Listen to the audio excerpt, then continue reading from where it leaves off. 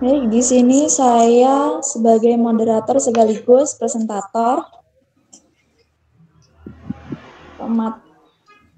tentang konsep prinsip penerapan dan pendekatan terpadu dalam pembelajaran bahasa Indonesia. Untuk presentator pertama. Baik, Assalamualaikum warahmatullahi wabarakatuh.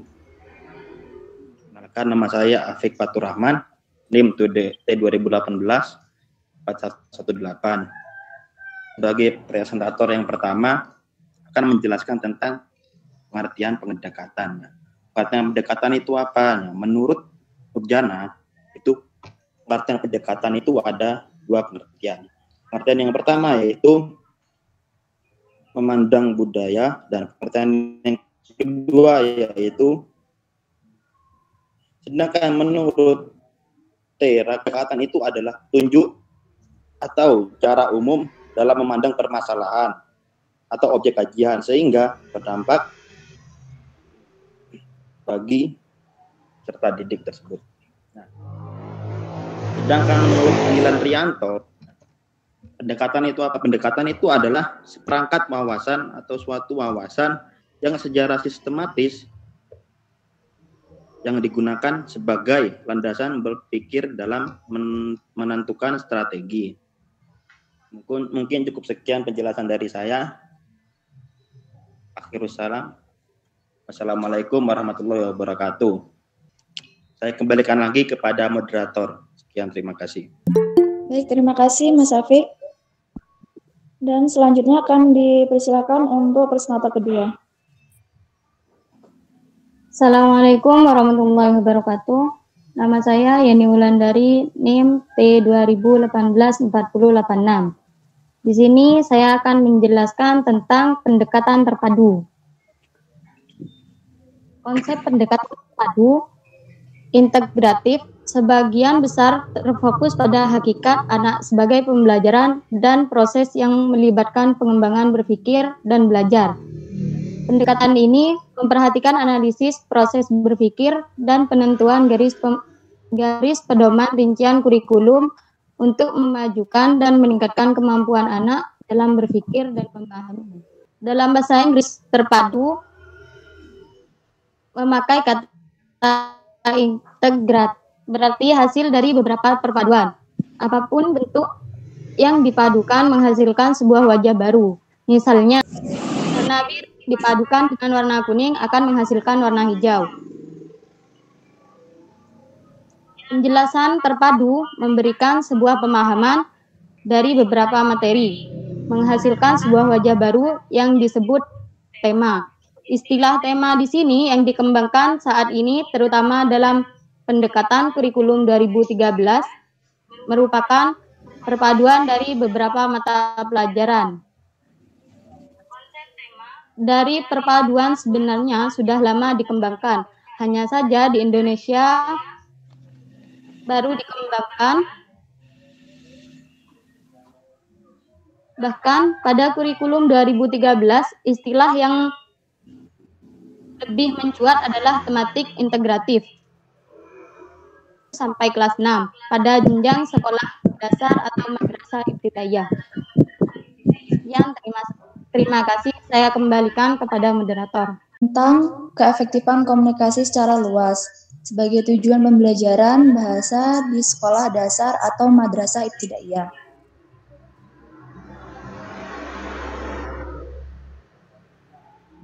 Dalam prinsip ini, membutuhkan keterampilan berbahasa yang dapat diterapkan dalam kehidupan agar dapat berguna dan bisa untuk belajar berkomunikasi. Dalam prinsip ini tidak hanya terampil dalam berkomunikasi, berarti tidak cuma gimana ya? Dalam prinsip ini keterampilan berkomunikasi itu berarti tidak hanya memiliki pengetahuan bahasa, tetapi dapat menggunakan bahasa secara tepat dalam berbagai situasi. Yang kedua, yaitu situasi pembelajaran bahasa. menurut konteks ialah bahwa pembelajaran bahasa akan menjadi optimal jika diusahakan berada dalam konteks bermakna.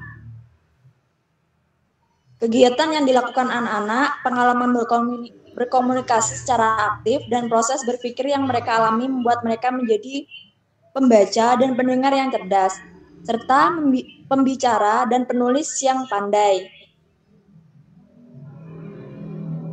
Dalam kenyataannya, belajar bahasa merupakan proses coba-coba dan proses pemecahan masalah. Anak-anak menduga-duga tentang penggunaan bahasa yang sesuai, penggunaan bahasa berdasarkan dugaan tersebut. Kemudian mencocokkan apakah penggunaan bahasa mereka tepat apa belum. Yang selanjutnya akan dijelaskan oleh presentator keempat. Silakan Mbak Mega. Baik, terima kasih. Di sini saya akan meneruskan materi tentang prinsip penerapan konsep terpadu pada pembelajaran bahasa Indonesia. Yang kedua yaitu tentang prinsip kedua akan tentang berkaitan dengan konteks yang bermakna. Nah, dalam konteks di sini ada 3 macam, yaitu yang pertama ekspresif, di mana di sini memberikan kesempatan kepada siswa untuk mengungkapkan pendapat atau perasaan pribadi atau menanggapi yang diungkapkan dari orang lain. Untuk yang kedua, konteks kognitif. Nah, konteks kognitif di sini merupakan wahana untuk mengembangkan kemampuan berpikir, karena bahasa tidak dapat dipisahkan dari pikiran. Konteks yang ketiga yaitu tentang konteks sosial. Konteks sosial di sini yaitu untuk membangun dan meneruskan hubungan tidak dapat dipisahkan dari penggunaan bahasa. Jadi sejak kecil itu anak-anak itu sudah belajar tentang bahasa. Nah, untuk prinsip yang ketiga yaitu prinsip untuk memaksimalkan hubungan antara keterampilan berbahasa. Menggunakan bahasa yang bersifat produktif, yaitu berbicara dan menulis, dan penggunaan bahasa yang bersifat reseptif. Silakan yang mau bertanya. Saya mau bertanya.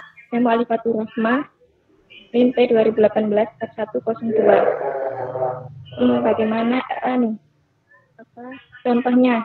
Contoh penerapan dari pendekatan terpadu itu sendiri di sekolah itu bagaimana? Untuk penerapannya. Contohnya seperti apa kalau di sekolah?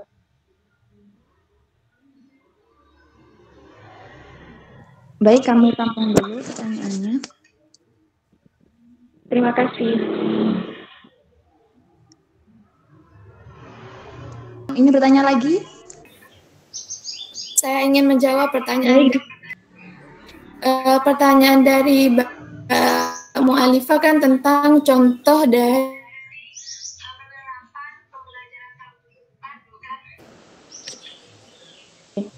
Iya Mbak, contohnya dalam pembelajaran.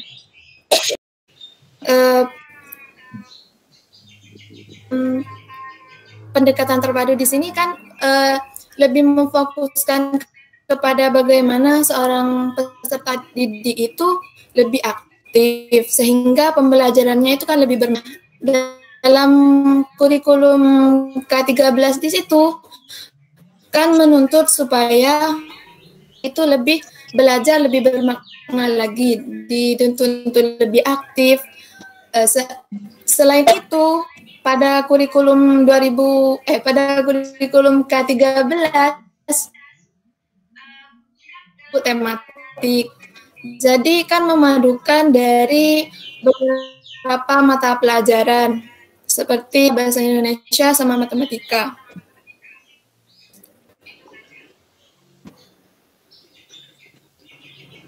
Baik, terima kasih Mbak Mega. Bagaimana Mbak Al?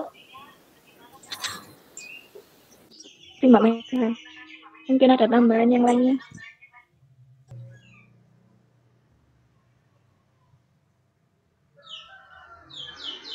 nanya lagi? Saya mau bertanya. Baik, Mbak Indah. Apa pentingnya pembelajaran bahasa Indonesia MI ini untuk diterapkan pada apa pentingnya pembelajaran bahasa Indonesia pada sekolah SD atau MI? Udah, Mbak. Baik, terima kasih. Beri waktu presentator untuk dia dipersilakan, Mbak Nima. Saya mau tanya. Nama saya Nikmatul Mukarromah, NIM T 2018-4105. Saya mau tanya, bagaimana cara kita mengajarkan keterampilan berbahasa Indonesia kepada anak-anak yang ada di kelas bawah, maksudnya kelas 1 seperti itu, yang biasanya itu mereka terbiasa menggunakan bahasa daerahnya masing-masing. Kan kalau anak kelas 1 biasanya itu kalau di daerah, mungkin dia di daerah Jemberan seperti ini, terbiasa menggunakan bahasa Jawa. Ketika masuk di SD, dia belum terbiasa menggunakan bahasa Indonesia. Bagaimana cara guru mengajarkan keterampilan berbahasa Indonesia pada anak-anak di kelas 1? Terima kasih.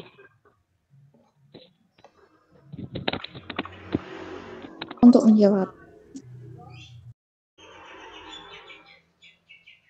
Ini saya akan menjawab pertanyaan dari Mbak Indah. Pertanyaannya apa? Pentingnya belajar bahasa pada MI. Belajar bahasa itu sangat penting. Soalnya untuk berkomunikasi secara efektif dan efisien sesuai dengan etika yang berlaku, baik secara lisan maupun tulisan. Dari kelas 1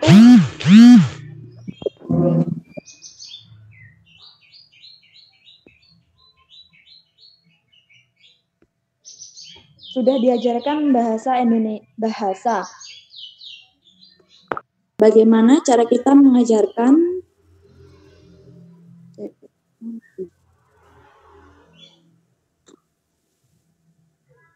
Bagaimana cara guru untuk mengajarkan keterampilan berbahasa Indonesia kepada anak kelas 1?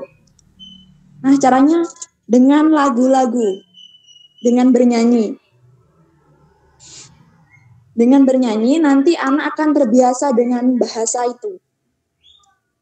Akan terbiasa dengan bahasa nyanyian itu. Akan apa ya?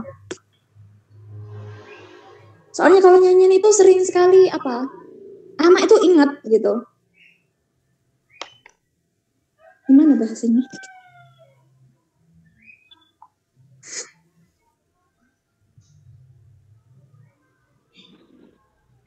Selain bernyanyi ada lagi, Mbak?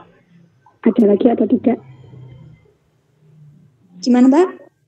Selain dengan menggunakan nyanyian, mungkin ada lagi. Kalau selain nyanyian, saya kurang paham, Mbak, dan kurang tahu kalau selain nyanyian. Setahu saya dengan lagu-lagu, karena anak itu sulit, cepat menghafal kalau dengan nyanyian itu, akan terbiasa gitu.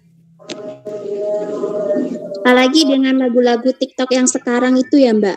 Nah, iya itu. Ya, itu masuk itu, Mbak. Iya, betul. Lebih gampang.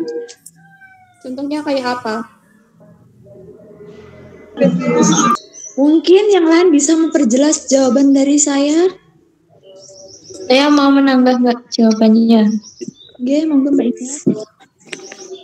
Mungkin gini ya, anak yang masih kelas 1 itu kan suka dengan permainan, suka dengan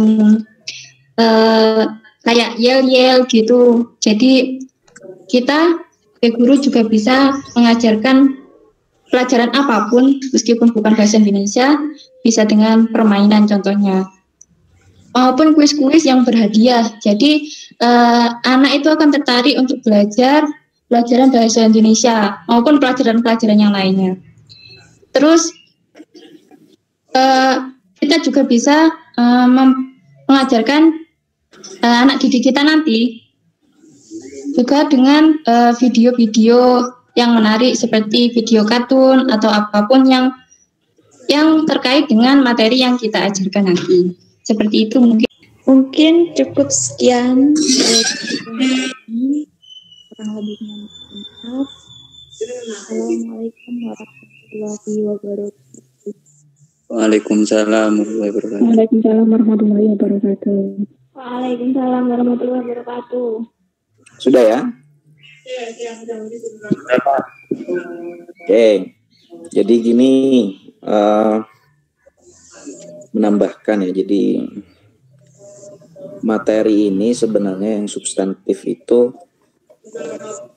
adalah mau mempelajari tentang posisi ya. Posisi atau kondisi pembelajaran bahasa Indonesia di sekolah dasar. Kenapa menggunakan terpadu? Karena betul sudah mulai 2013 pembelajaran di SD atau MI itu sudah mengganti dengan tematik.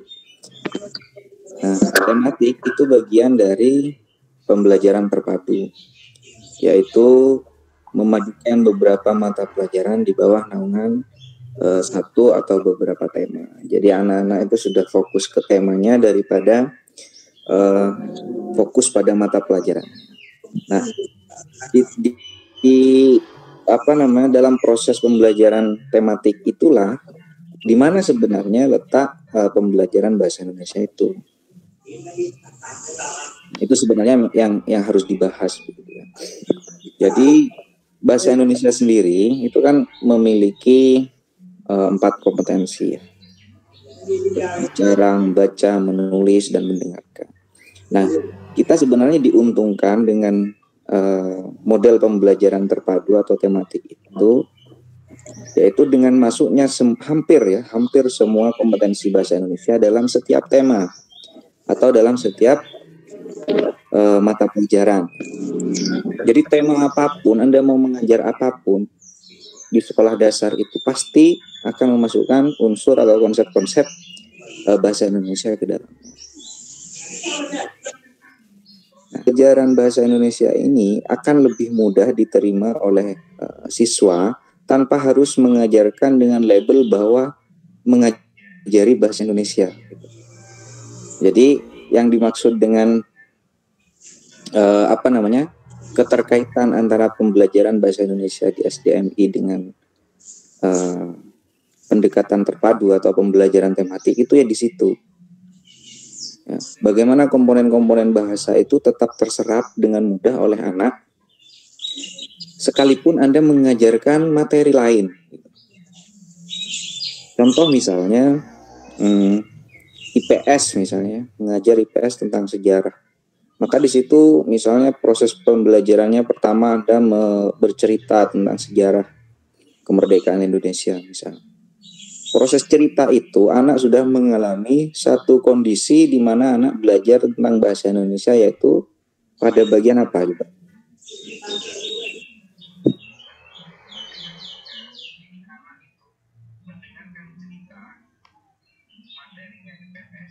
Ya, jadi begitu seterusnya, apalagi membaca ya. Membaca itu hampir semua mata pelajaran pasti dilakukan.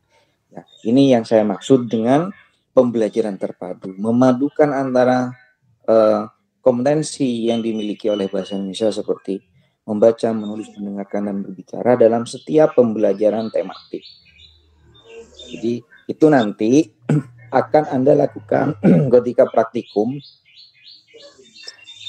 Anda akan melakukan atau mengajar tema apapun di SD atau MI, tetapi penilaiannya lebih fokus pada bagaimana Anda melakukan proses kompetensi bahasanya.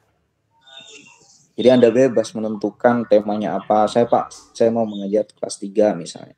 Temanya ini, aku dan keluargaku. Ya udah, kalian mengajar, tapi nanti fokusnya pada bagaimana mendengarkannya, bagaimana menulisnya, dan bagaimana berbicara. Jadi saya kira itu tambahan dari saya begitu ya. Jadi biar ada kejelasan arahnya, bagaimana sih memposisikan pembelajaran bahasa Indonesia itu di dalam proses pembelajaran tematik. Gitu ya, Ra ya?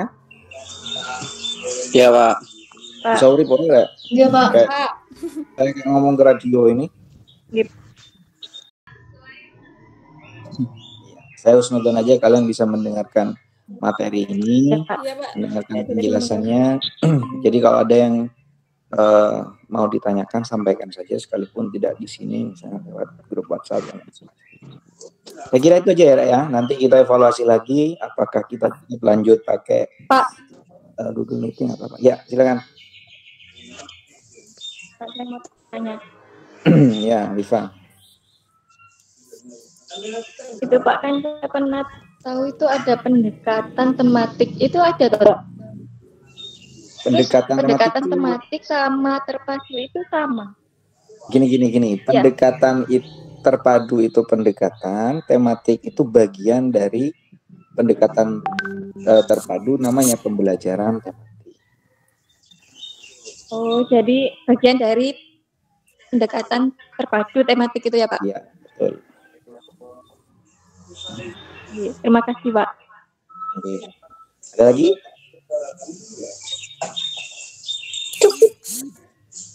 Cukup. Pak. Ya, wes. Nanti kita evaluasi apakah minggu depan pakai Google Meeting lagi atau pakai alternatif lain misalnya. Nanti kita bicarakan lagi. Baik, saya kira itu ya untuk hari ini, untuk sore ini. Mudah-mudahan yang tidak sempurna ini menjadi baik gitu ya. Jadi Anda tetap kuliah, maksudnya tidak hanya bayar SPP. Sebenarnya bisa aja sih, nggak usah live kayak ini, bisa aja, cuma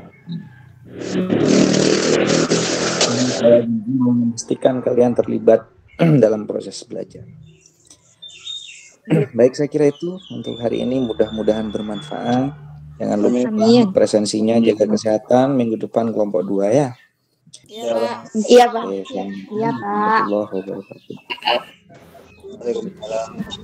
Waalaikumsalam warahmatullahi wabarakatuh. Waalaikumsalam warahmatullahi wabarakatuh.